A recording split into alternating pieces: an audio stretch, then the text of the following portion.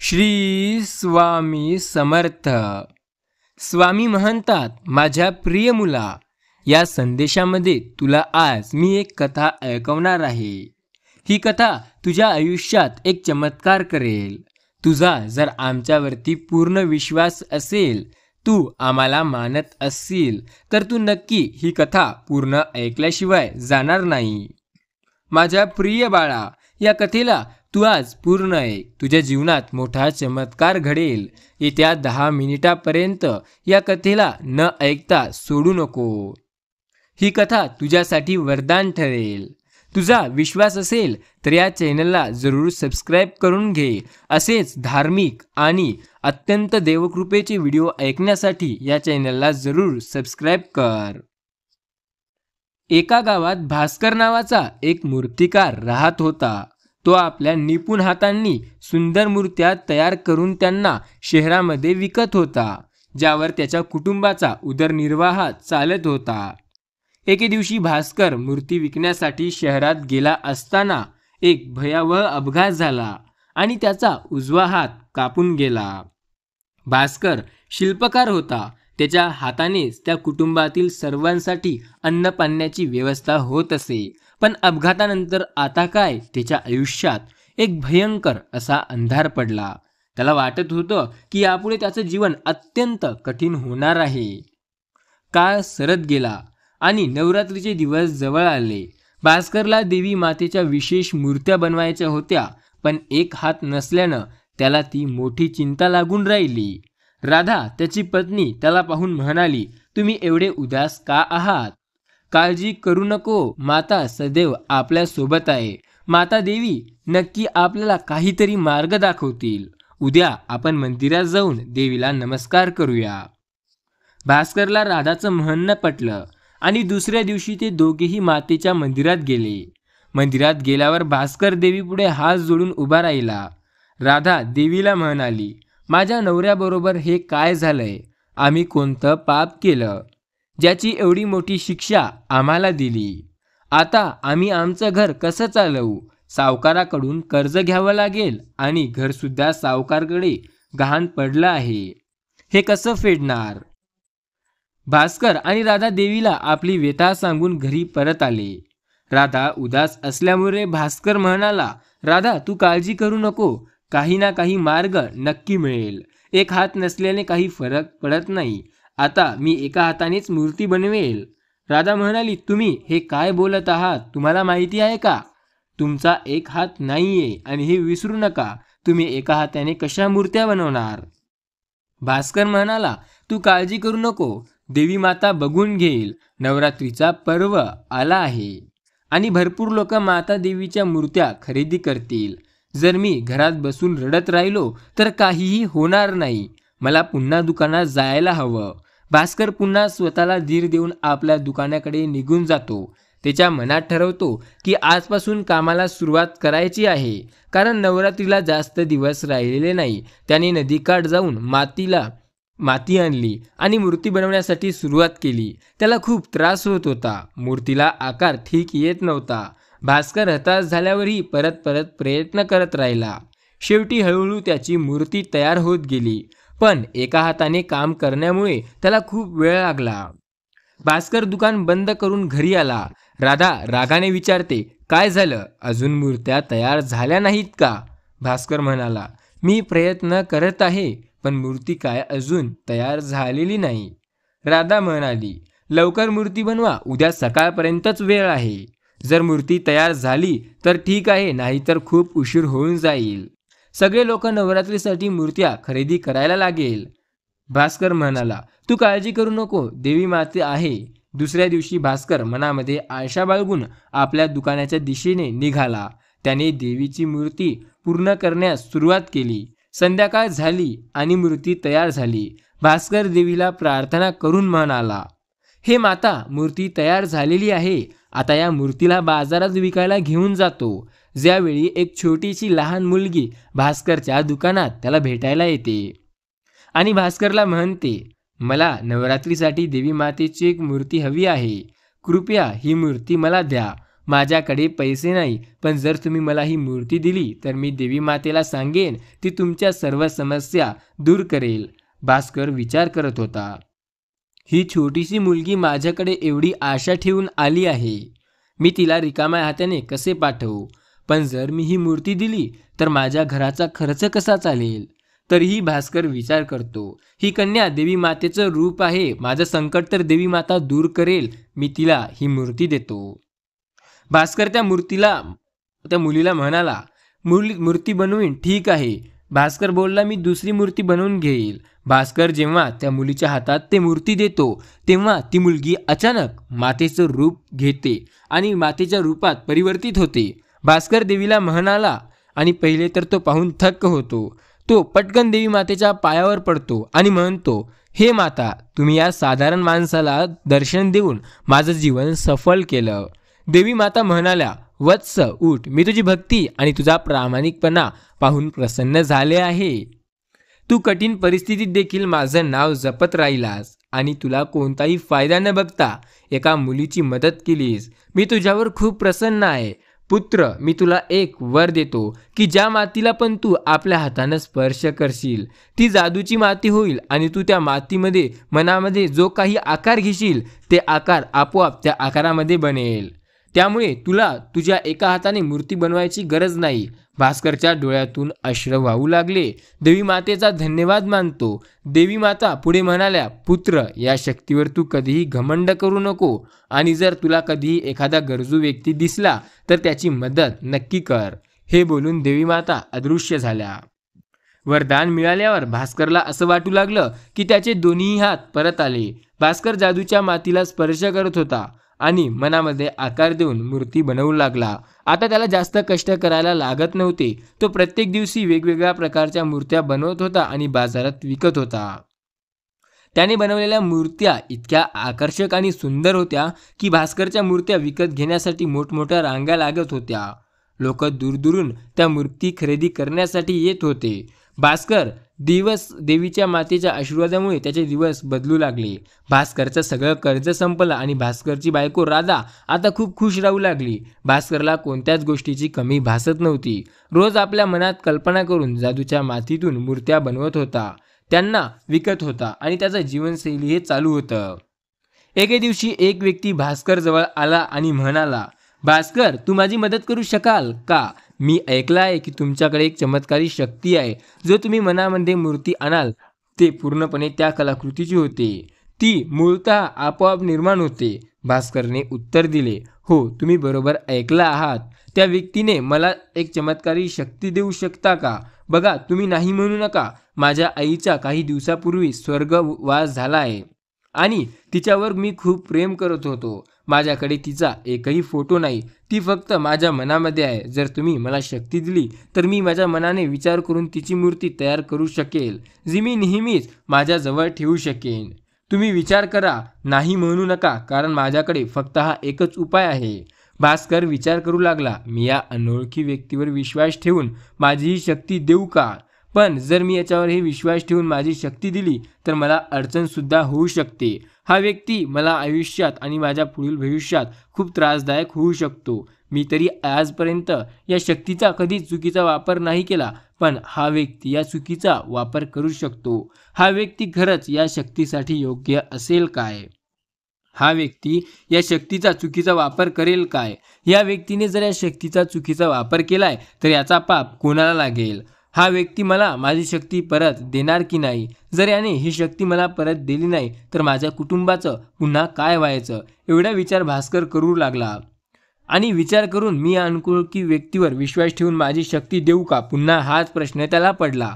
पण त्याला लक्षात आले की ही शक्ती त्याची नाही तर देवी मातेने त्याला दिलेली आहे. देवी मातेने त्याला सांगितलं होतं की गरजू व्यक्तीला जेव्हा तुझ्या मदत करायची वेळ येईल तेव्हा उपयोग पड आणि मदत कर. त्याचं हृदय देवीच्या आशीर्वादाने भरून आलं आणि भास्करने ठरवलं की त्याला ही शक्ती द्यायला हवी, कारण त्यामुळे त्या व्यक्तीची इच्छा पूर्ण होईल. त्यामुळे भास्कर म्हणते, ठीक आहे भावा, मी तुला या शक्तीचं ज्ञान देतो. भास्कर तेव्हा हे जे बोलतो ती अनोळखी व्यक्ती देवी मातेसारखी प्रगट होते. ती देवी माताच होती जी भास्करची परीक्षा घेण्यासाठी आली होती. देवी मातेला पाहून भास्कर तात्काळ साष्टांग नमस्कार करतो. देवी माता म्हणाली, उठ पुत्र भास्कर. हात जोडून उभा राहिला होता. तो म्हणाला, आई, हा कसला खेळ होता? मी तुझी परीक्षा घेण्यासाठी आले होते. भास्करच्या मनात एक अद्भुत गहिवर आला होता. पुत्र, मी तुला सांगितले, गोष्ट विसरू नको. या शक्तीवर स्वतःचा अधिकार मानत नाहीस ना, पण तुझी ते खरेपणा आणि प्रामाणिकपणा परत सिद्ध केला आहे. मी तुझ्यावर खूप प्रसन्न आहे. तू मला प्रसन्न केला आहेस. अशा भावपूर्ण शब्दात देवी माता पुढे म्हणाली, तू जा, तू नेहमीसाठी खुश राहा. हे बोलून देवी माता अंतरात्म्यात गेली आणि भास्कर तिथे सद्बंब उभा राहिला. भास्करच्या हृदयात एक अद्भुत अनुभव घडला होता. जणू त्याला जगातील सर्वात मोठा खजिना मिळाला होता. त्याच्याजवळ आणि त्याच्या मनात देवी मातेसाठी प्रेमाचे एक नवीन विश्व उभं राहिले होते. देवी मातेने भास्करला जे काही शक्ती दिली होती त्यामुळे त्याचं जीवन खूप जास्त सुखी झालं होतं. त्यामुळे त्याला आयुष्यात खूप चांगले अनुभव यायला लागले. पुढे भास्कर हा खूप आनंदी राहू लागला. त्याच्या जीवनात वेगवेगळ्या प्रकारचे चमत्कार घडू लागले. भास्करच्या जीवनात नवीन गोष्टी घडू लागल्या. तो नवीन गोष्टीचा अनुभव घेत होता. त्याला नवीन अनुभव येत होते. भास्कर सतत आनंदी राहू लागला. त्याच्या जीवनातील प्रत्येक संकट आता टळू लागलं. भास्करच्या जीवनामध्ये आता कुठल्याही प्रकारचं कष्ट राहत नव्हतं. त्याच्या आयुष्यातील सर्व कष्ट, सर्व दुःख देवीने काढून टाकले होते. भास्करचं जीवन आता खूप सुखी झालं होतं. तो जीवनात खूप मस्त राहू लागला होता. नवरात्रीत 9 दिवस 9 रूपाचे पूजन केले जाते, ज्यामध्ये त्याच्या विविध गुणांची आराधना केली जाते. स्वामी म्हणतात, माझ्या प्रिय मुला, तुला तर हे माहितीच असेल, ज्यामध्ये देवी मातेची पूजा केली जाते. आज आम्ही त्यापैकी सर्व कथा तुला सांगणार आहोत. आणि हो, तुझा विश्वास असू दे, या कथांना तू नक्की पूर्ण ऐक. ज्यामध्ये त्यांचा विविध गुणांची आराधना केली जाते. त्यांना नवदुर्गा असेही म्हणतात. दुर्गेचे पहिले रूप शैलपुत्री आहे. नवरात्रीच्या पहिल्या दिवशी शैलपुत्री देवीची पूजा केली जाते. ती पर्वतराज हिमालयाची मुलगी आहे, म्हणून ती जन्म घेतल्यामुळे तिला शैलपुत्री असे नाव मिळाले. या पहिल्या दिवसाची पूजा संत महंत आपल्या मनात मूलाधार चक्रात स्थितीत करतात आणि याच दिवशी त्यांना योग्य साधनेला सुरुवात होते. हीच वाहन नदी आहे आणि तीच त्यांचा विराजमान आहे. तिच्या उजव्या हातात त्रिशूळ आणि डाव्या हातात कमलाचे फूल आहे. आपल्या पूर्वजन्मात तिचे प्रजापती दक्ष राजाची कन्या म्हणून जन्म घेतला होता.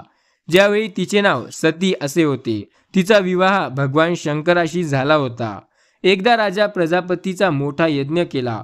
त्यासाठी सर्व देवतांना निमंत्रित केले, परंतु भगवान शंकरांना निमंत्रण दिले नव्हते. वडिलांचा मोठा यज्ञ होणार असलेला समजल्यावर सतीने तिच्या जागण्याचा तीव्र इच्छा केली.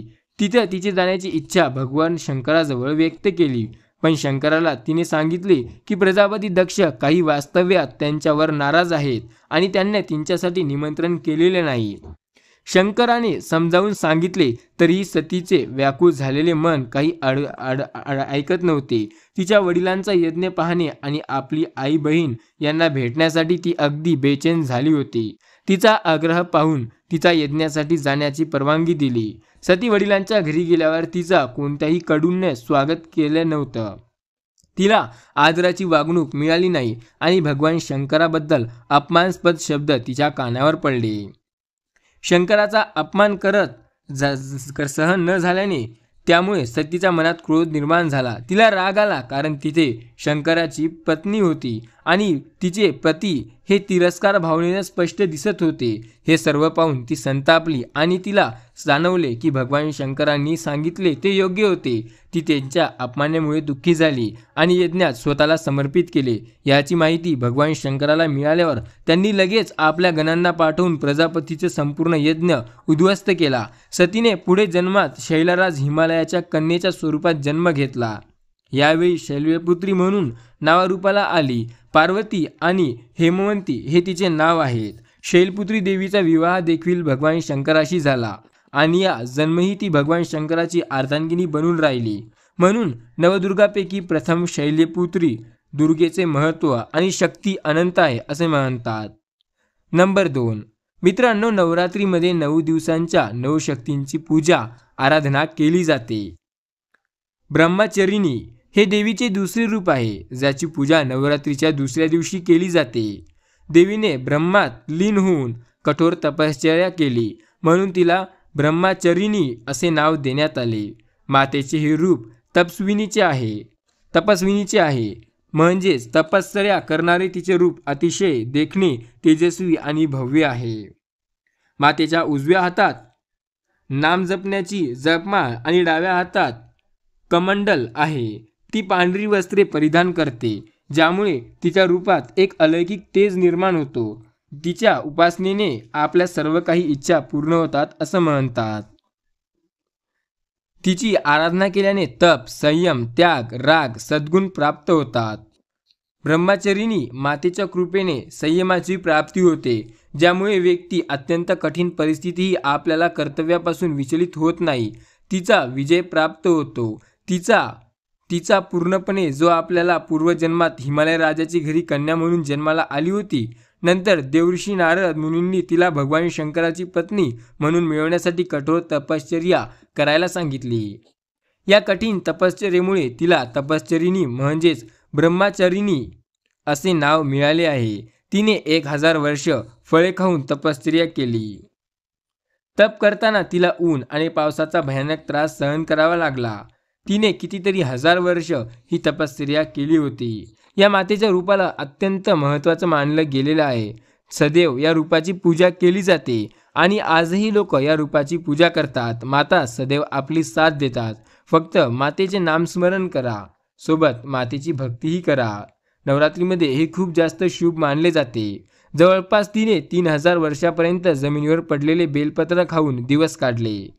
त्यामुळे देवीचे एक नाव अपर्णा असेही दिलेले आहे. या अनेक हजारो वर्षांच्या कठोर परिश्रमामुळे ब्रह्मचारिणी देवीचे शरीर अत्यंत अशक्त झाले. तिची अवस्था पाहून तिची आई खूप दुःखी झाली. तिने तिला या कठीण तपश्चर्येपासून परावृत्त करण्यासाठी उमा अशी हाक मारली. तेव्हा ब्रह्मचारिणी देवीचं एक नाव उमाही असे पडले. तिच्या तपश्चर्येमुळे तिन्ही लोकांचा हाहाकार माजला. सर्व देवता, ऋषी आणि देवी ब्रह्मचारिणीच्या तपस्येचे कौतुक करू लागले आणि तिची अभूतपूर्व पुण्य म्हणून वर्णन करू लागले. शेवटी आकाशवाणीद्वारे पितामहा ब्रह्माजी तिला उपदेश देऊन म्हणाले, मी तुझ्यावर प्रसन्न आहे. हे देवी, तुमच्या इतक्या कठोर तपश्चर्या आजपर्यंत कोणीही केली नाही. तुमची इच्छा लवकर पूर्ण होईल. भगवान शंकर तुम्हाला प्रति स्वरूपात मिळतील. आता तुमच्या तपश्चर्या पूर्ण झाली आहे. तुम्ही तुमच्या वडिलांच्या घरी जा. ब्रह्मचारिणी देवीच्या उपासनेने अत्यंत फळाची प्राप्ती होते. तप, त्याग, वैराग्य, सद्गुण, संयम यासारख्या सद्गुणांची वृद्धी होते. जीवनात कठोर संघर्षातील व्यक्ती आपल्या कर्तव्यापासून विचलित होत नाही. ब्रह्मचारिणी देवीच्या कृपेने व्यक्तीच्या आयुष्यातील सर्व कार्यास यश आणि सिद्धी प्राप्त व्हायला लागते. नंबर 3. मित्रांनो, शारदीय नवरात्रीत संपूर्ण 9 दिवस देवीच्या वेगवेगळ्या शक्तीचे पूजन केले जाते. दुर्गेच्या 3ऱ्या शक्तीचे नाव चंद्रघंटा आहे, ज्याची पूजा नवरात्रीच्या 3ऱ्या दिवशी केली जाते. या दिवशी संकट निवारण्यासाठी देखील पूजा केली जाते. साधकाचे मन या दिवशी मणिपूर चक्रात प्रविष्ट होते. चंद्रघंटा देवीच्या कृपेने अलौकिक वस्तूंचे दर्शन होते, दिव्य सुगंधांचा अनुभव होतो आणि विविध प्रकारचे दिव्य आवाज ऐकायला येतो. हे क्षण साधकाळीसाठी अत्यंत सावधान राहण्यासाठी असतात. देवीचे हे रूप परम शांतिदायक आणि कल्याणकारी आहे. तिच्या मस्तकावर घंटेच्या आकाराचा अर्धचंद्र असल्यामुळे तिला चंद्रघंटा देवी असे म्हणतात. तिचा रंग सोन्यासारखा चमकणारा आहे आणि तिच्याकडे 10 हात आहेत. या 10 हातामध्ये कमळाचे फूल, धनुष्यबाण आणि जपमाळ आहे. उर्वरित हातामध्ये त्रिशूळ, गदा, कमंडळ आणि तलवार आहे. आईचा 5वा हात अभय मूर्तीद्वारे आहे. तिचं वाहन सिंह असून मुद्रा नेहमी युद्धासाठी तयार असते. माता चंद्रघंटांच्या कृपेने भक्तांचे सर्व पाप आणि संकट दूर केले जाते. माता भक्तांच्या संकटाचे निवारण लगेच करते, ज्यामुळे उपासक सिंहाप्रमाणे पराक्रमी आणि निर्भय बनतात. देवीचे रूप अत्यंत सौम्य व शांतीपूर्ण आहे. या देवीच्या आराधना केल्यास वीरता, निर्भयतेसह सौम्याचे विकास होतो आणि संपूर्ण शरीरात कांतिगुणांची वाढ होते. पौराणिक कथेनुसार जेव्हा देव आणि असुर यांच्या दीर्घकाळ युद्ध चालत होते, तेव्हा राक्षसांचा स्वामी महिपुरुषाने देवावर विजय मिळवला. इंद्राचं सिंहासन हिसकावून स्वतः स्वर्गाचा स्वामी बनला. हे पाहून देव खूप दुःखी झाले. स्वर्गात हाकलून दिल्यानंतर सर्व देव या समस्येतून बाहेर पडण्यासाठी ब्रह्मा, विष्णू आणि महेश या त्रिमूर्तीकडे गेले.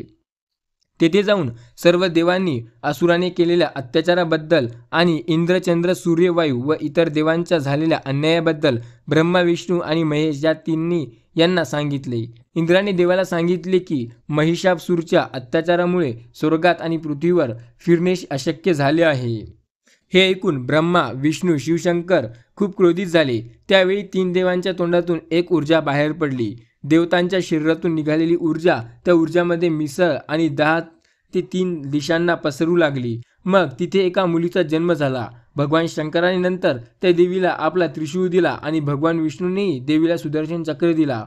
सर्व देवांनी देवीला विविध शस्त्रे दिली. इंद्राने आपला वज्र आणि ऐरावत हत्ती देण्याची भेट म्हणून दिली. सूर्याने आपला तेज, तलवार आणि स्वार होण्यासाठी सिंह प्रदान केला. मग देवी सर्व शस्त्रांसह महिपुरुषाशी युद्ध करण्यासाठी युद्धभूमीवर आली. तिचे विशाल रूप पाहून महिषासूर थरथर कापत होता. महिषासूरने आपल्या सैन्याच्या देवी चंद्रघंटावर हल्ला करण्यास सांगितलं, पण देवीच्या तिच्या शस्त्रांनी राक्षसांचा सैन्याचा नाश केला. महिपुरुषाचा वध करून देवीने सर्व देवतांना असुरापासून मुक्त केले. अशा प्रकारे देवी चंद्रघंटाने असुराचा नाश केला आणि देवी देवतांचा अभय दान करून अंतर्ध्यानी झाली. नंबर 4. देवी दुर्गेच्या 4थ्या रूपाचे नाव आहे कृष्मांड आहे. आपल्या स्मित हास्यामुळे ब्रह्मांड उत्पन्न केलेल्या या देवी कृष्मांडा देवी असे म्हणतात. या दिवशी साधमाचे मन अनाहत चक्रात स्थिर असते. अत्यंत पवित्र अंचंचल मनाने कुष्मांड देवी समोर चौरंगावर बसून ठेवलेली पूजा उपासना केली जाते. जेव्हा सृष्टीची अस्तित्व नव्हती, चारी बाजूस अंधार पसरलेला होता, तेव्हा या देवीचा आपल्या स्मिहस्ताने ब्रह्मांडाची रचना केली, म्हणून ती सृष्टीची आदिशक्ती आहे. या देवीचे निवासस्थान सूर्यमंडळात आहे आणि तिथे निवास करण्याची शक्ती केवळ या देवीमध्येच आहे. तिचे शरीर सूर्याप्रमाणे देव्याप्रमाणे आहे आणि तिच्या तेज आणि प्रकाशामुळे 10 दिशांचं उजळून निघतात. ब्रह्मांडात असलेल्या सर्व वस्तू आणि प्राण्यामध्ये तेज केवळ या देवीच्या कृपेमुळेच आहे. देवीची 8 भुजा आहेत आणि ती अष्टभुजा या नावाने देखील प्रसिद्ध आहे. तिच्या 7 हातांमध्ये कमलकुंड, धनुष्य बाण, कमळाचे फूल, अमृत कलश, चक्र आणि गदा आहे. 8व्या हातात जपमाळ आणि तिचे वाहन सिंह आहे. देवी कुष्मांडाच्या उपासनेने भक्तांचा आजार बरा होतो. देवीच्या भक्तीमुळे आयुष्यात यशाला येण्यास मार्ग मिळतो. शक्तीत व आरोग्यात वाढ होते. कुष्मांडाची उपासना मनुष्याला रोगापासून मुक्त करते, त्याला सुख, समृद्धी आणि प्रगतीकडे घेऊन जाते. मनुष्य पूर्णपणे देवीच्या शरण गेला तर त्याला शांती आणि समृद्धी नक्की मिळते आणि देवीच्या कृपादृष्टीमुळे त्याला आयुष्यात प्रत्येक गोष्टीतून संकटमुक्त व्हायला मिळते.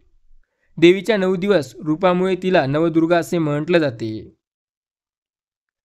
नंबर 5. दुर्गादेवीच्या 9 रूपामुळे तिला नवदुर्गा असे म्हटले जाते. नवरात्र उत्सव म्हणजे साक्षात शक्तीचा उत्सव, जो शक्ती उपासना करून मनातला प्रेरणादायी बनवतो. 5व्या दिवशी सकंदमाता या देवीची पूजा आराधना केली जाते. सकंदमाता हे नाव सकंद आणि देव या 2 शब्दापासून बनलेले आहे. सकंद हे भगवान कार्तिकीचे दुसरे नाव आहे, कारण कार्तिकीय हा भगवान शिव आणि देवी पार्वतीचा पुत्र आहे, म्हणून याला सकंदमाता म्हणजेच कार्तिक मातेची आई पार्वती. सकंदमातेला 4 हात आहेत. तिच्या एका हातात कार्तिकीय पकडला आहे, तर दुसऱ्या हातात आणि तिसऱ्या हातात कमळ धरलेले आहे आणि 4थ्या हाताने भक्तांना आशीर्वाद दिलेला आहे. देवीचे वाहन सिंह आणि ती कमळावर विराजमान आहे. या दिवशी साधकाचे मन हे विशुद्ध चक्रात स्थिर असते. पौराणिक कथेनुसार तारकासूर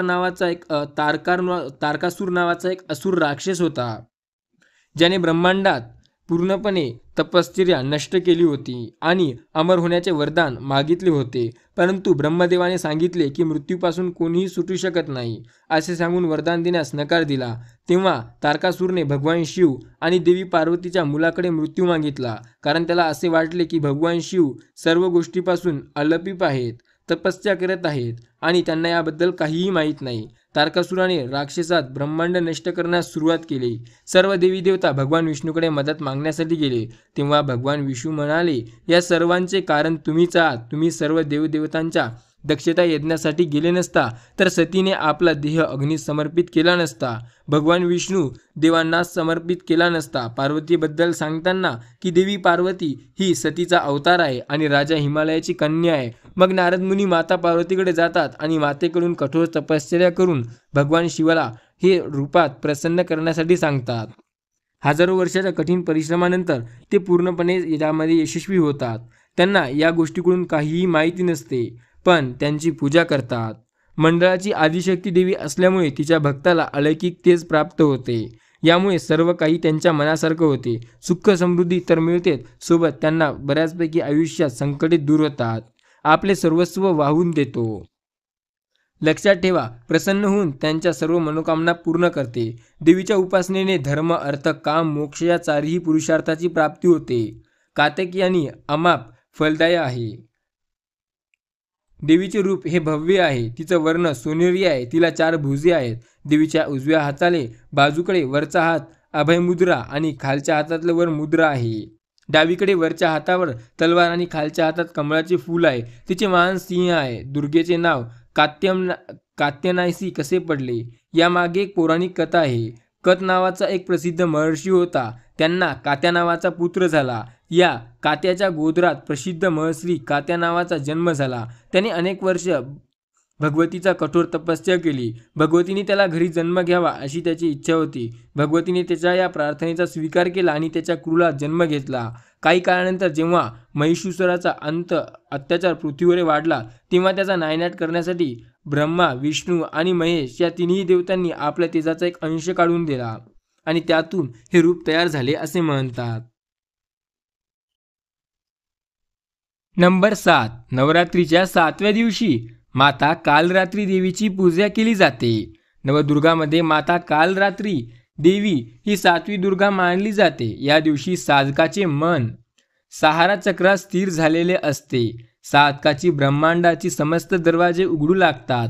या चक्रात स्थिर झालेले साधकाचे मन पूर्णतः कालरात्रीच्या रूपाकडे आकर्षक झालेले असते. तिच्या साक्षात्कारापासून मिळणाऱ्या पुण्याचा तो भागीदार होतो, ज्यामुळे त्याचा संपूर्ण पापाचा नाश होतो आणि अक्षय पुण्य लोकांची प्राप्ती होते. कालरात्री देवीची शरीराचा रंग अंधारातल्या रात्रीप्रमाणे आहे, काळा आहे. तिच्या डोक्यावरचे केस विखुरलेले आहेत आणि गळ्यात वीजप्रमाणे चमकणारी माळ आहे. तिचे डोळे ब्रह्मांडासारखे खोल आहेत आणि चमकदार आहेत, म्हणून या देवीला कालरात्री असे म्हणतात. कालरात्रीच्या मुखात अग्नीच्या भयंकर ज्वाला निघतात. गाढव हे कालरात्री देवीचे वाहन आहे. वर उचललेल्या उजव्या हातावर मुद्रा आहे आणि सर्वांचा वरदान करत आहेत. उजवीकडील खालच्या हातात अभय मुद्रा आहे, तर डावीकडील वरच्या हातात लोखंडाचा काटा आणि खालच्या हातात कट्यार आहे. कालरात्रीचे रूप दिसायला अत्यंत भयंकर, परंतु ही नेहमी शुभ फळ देणारी असल्यामुळे तिचे नाव शुभकारी सुद्धी आहे. यामुळे भक्तीने भयभीत होण्याची काहीही कारण नाही. भक्तांना ते सदैव मदत करत असतात. कालरात्री देवीला काली मातेचे स्वरूप मानले जाते. पार्वती मातेपासून कालरात्री देवीची उत्पत्ती झाली आहे. देवी पार्वतीने राक्षस, शुभ निशुभ आणि रक्तबाजाला मारण्यासाठी देवी कालरात्रीचा अवतार घेतला होता. भयंकर अवतार घेऊनही त्यांना तिचा वध केला. जेव्हा रक्तबाजाचा वध केला तेव्हा त्याच्या रक्ताने आणखीन रक्तबीज जन्माला आले. त्याला थांबवण्यासाठी देवी कालरात्रीने त्याचे सर्व रक्त पिलं, ज्यामुळे त्याचा वध केला जाऊ शकला. माता कालरात्रीच्या दृष्टात विनाश करणारी आहे. दानवदैवत, राक्षस, भूत, प्रेत याच्या नुसत्या स्मरणाने आपला थरकाप होतो, मात्र देवी त्याच्यामुळे आपल्या लागलेला पीडा नष्ट करते. देवीच्या भक्तांना अग्निजल, जंतू, जीव, शत्रू, रात्री इत्यादी कोणत्याही गोष्टीचे भय राहत नाही. देवी कालरात्रीची उपासना केल्याने अंधकार आणि नकारात्मकतेचा अंत होतो. देवी कालरात्रीची उपासना करा, यामुळे तुमच्या मनात कसल्याही प्रकारची भीती राहत नाही. जय कालरात्री. आता नंबर 8. दुर्गा मातेच्या 8व्या रूपाचे नाव महागौरी आहे. दुर्गा पूजेच्या 8व्या दिवशी महागौरीची पूजा केली जाते. महागौरीची पूजा केल्याने सर्व पापे धुतले जातात. भविष्य, पाप, संताप, दुःख साधकाजवळ कधीही येत नाही. तो सर्व प्रकारच्या पवित्र आणि अक्षय पुण्याचा अधिकार होतो. या देवीचा रंग पूर्णतः गोरा आहे. मातेला गोऱ्या पाण्याची उपमा शंख, चंद्र आणि कुटुंबाच्या फुलापासून दिलेली आहे. या देवीचे वय 8 वर्ष मानले जाते. तिचं वस्त्र आणि विभूषण देखील हे श्वेत रंगाचे आहे. वृषभ तिचे वाहन आहे. तिच्या जवळ उजव्या हातात अभय मुद्रा आणि खालील उजव्या हातात त्रिशूळ आहे. वरच्या डाव्या हातात डमरू आणि खालील डाव्या हातात वरमुद्रा आहे. माता महागौरी अत्यंत शांत स्वभावाची आहे. हिमालय राजकन्याची पार्वतीला नारद मुनींनी भगवान शंकराच्या पतिरूप प्राप्त करण्यासाठी कठोर परिश्रम तपश्चर्या करायला हजारो वर्षापूर्वी सांगितले होते. तेव्हापासून आणि हे सर्व काही झालेलं आहे. काल रात्री मातेनंतर हे रूप असं आहे जे आपल्याला आयुष्यात कसलीही अडचण आली तरी दूर होण्यास मदत करते. हे रूप सदैव आपल्या सोबत असते. देवी माता आपली मदत सदैव करतात. आपल्या आयुष्यातील प्रत्येक संकटे हे दूर करतात. फक्त आपला त्यांच्यावरती विश्वास असायला हवा.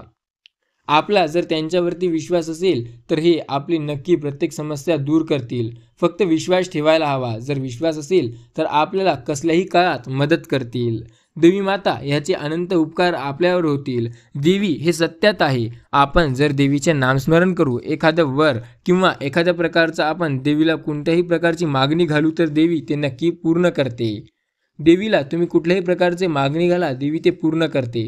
देवी आपल्या भक्तावर सदैव आपल्या मदत करण्यासाठी तत्पर असते. देवी आपल्या भक्तांची सदैव मदत करत असते. आता 9वा म्हणजे दुर्गा देवीचे 9वे रूप म्हणजे सिद्धिदात्री देवी. सर्व सिद्धींची अधिष्ठात्री देवी म्हणून देवीच्या या रूपाला सिद्धिदात्री असे संबोधले जाते. माता सिद्धिदात्री कमळावर विराजमान आहे. चतुर्भुज असलेल्या या देवीच्या हातामध्ये कमळ, शंख, गदा आणि सूर्यदर्शन चक्र आहे. सिद्धिदात्री देवी सरस्वती देवीचेही एक रूप मानले जाते. देवीच्या पूजनाने महाविद्या आणि अष्टसिद्धी प्राप्त होते अशी मान्यता आहे. अनिमा, महिमा, गिरिमा, लमिना, प्राप्ती, प्रकल्य, इशिती आणि वशित्व या 8 सिद्धी पुराणातील सांगितले आहे. देवी सिद्धिदात्री या सर्व सिद्धी आपल्या भक्ताला प्रदान करण्याची क्षमता ठेवते.